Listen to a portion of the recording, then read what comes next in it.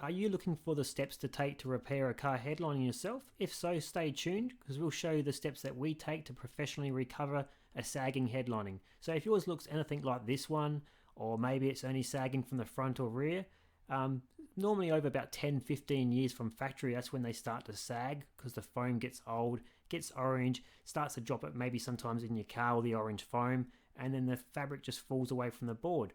So adding glue is not a method of professional repair. You have to replace the material completely. And we'll start by showing you the tools you need. So basically you need a drill usually, or you can have a hand screwdriver or a flathead. Multi-grips come in handy.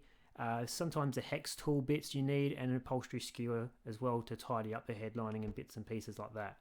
So we lay a blanket down first just to protect the center console so we don't scratch anything and where we're sitting, and then we'll get stuck into taking plastic. And also a good tip is just to check the interior lights just to make sure they're all operating correctly, and then we can move into taking the plastics off. Usually start by taking the sun visors off, the sun visor clips and the grab handles. Most of the time they're just held in by like a Phillips head or a Torx head screw. Other cars may require more work, get more complex and require more attention here. I like to use a thin flathead screwdriver or sometimes a plastic trim removal tools just to lever off the plastics. So you want to go around now, just take off the plastics on the headlining that needed to come off for the headlining to drop down. Interior lights are mostly held in by a couple of screws or some plugs. So once that's all done and all those plastics are removed, you want to drop down some of the seals. Majority of the time the seals just come out quite easily, and then you flex the headlining away from the pillars.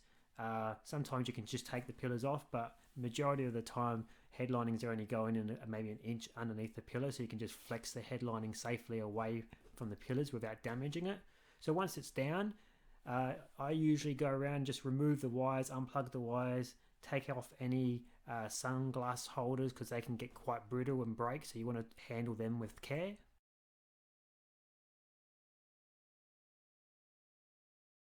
And here we are removing the old material, so it's best not to use it. It's usually shrunk, and if you add a bit of glue to it now, the glue would just come through on the visible side and look like a stain.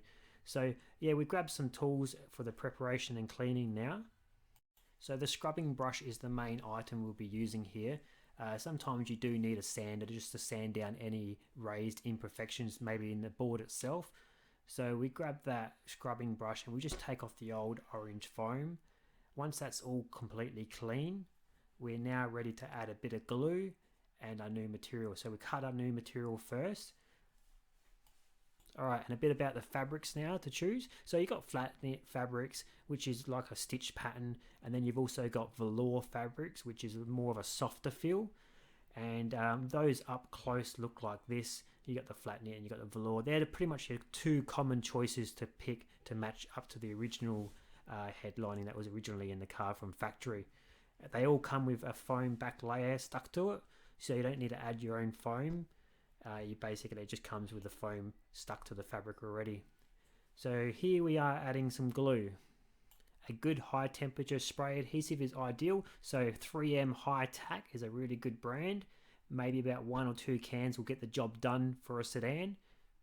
So here we are just bonding the fabric to the board, working it into the individual shape, not placing the fabric under a great deal of stress or tension, otherwise it may sag there again. And then you grab a razor blade and then we'll just cut out all the sections that need to be cut out.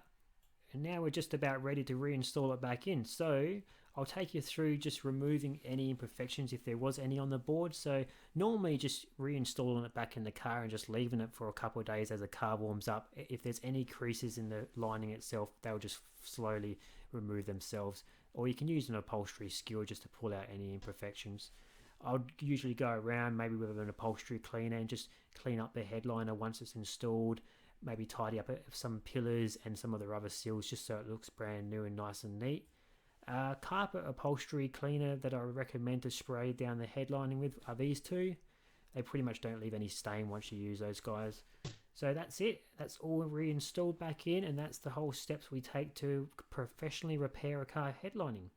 Because I realise there's so much involved in roof linings, we haven't really covered it all here. So if you're interested in more steps and more information, where I will break it down from beginning to end, because there's a lot to get it all correct, and I don't think YouTube is the perfect way to share it all. The ebook we have on offer has it all explained in both text, pictures, and also free added video course. Also, there's video courses tailored to your exact car if you can find those ebooks on our page. It doesn't cost much at all. I wanted to keep it nice and affordable. It's actually the most detailed instructions around. I haven't seen anything else like this on the internet yet. So before you guys try to do it yourself, I do recommend and invite you guys to check out our ebook and video course titled Headlining Secrets. I'll put the link in the description below.